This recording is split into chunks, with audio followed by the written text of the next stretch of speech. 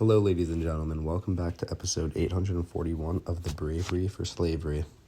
Today we are welcoming yet another dead person to the show, Mrs. Harriet Tubman, a remarkable lady who was mainly known for leadership through the Underground Railroad. Harriet, how are we doing today? Good. Thanks for having me.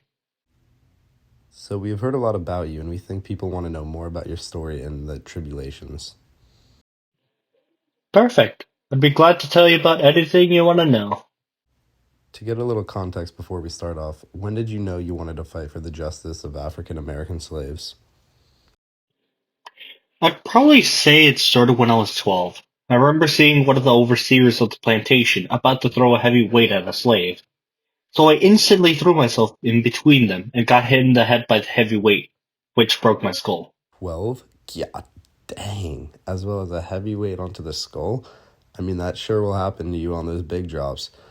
How has this injury been affecting you throughout the rest of your life?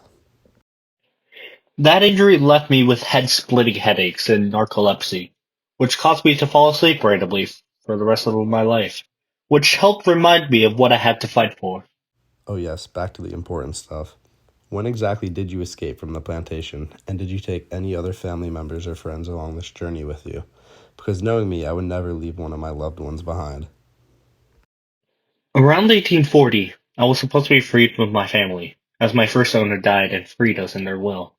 But my second owner refused to release us, which led to me and my brother escaping slavery around 9 years later.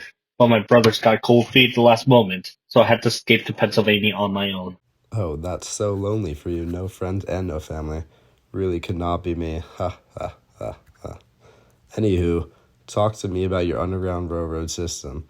I want to know how many slaves you saved and throughout how many years did this system exist.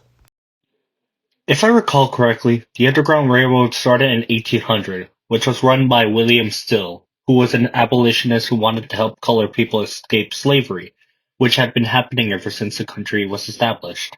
And I managed to help just about 300 slaves escape, people who were willing to risk their own lives to escape into freedom, which really wasn't helped by the Fugitive Slave Act.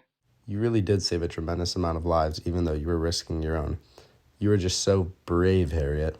The Fugitive Slave Act? I've never heard of that. Is it something you just felt like making up for a better and more interesting story, or is it something really important?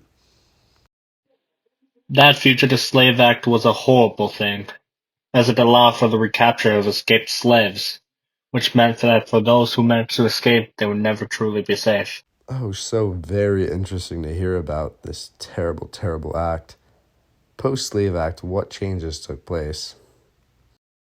Well, certain events after the Slave Act ended up having the Civil War, which ended up finally removing slavery from the country once and for all. Now that you've informed us all about these events that went down, I have one and final question for you. What impact have these events had on the lives of people today? I think it allowed for many white folk to be racist against people of color, which still affects them to this day. Well, Harriet, it has been a pleasure and honor to have you as our guest on our Bravely for Slavery podcast, and I hope we can meet again soon. Thank you. Thanks for having me.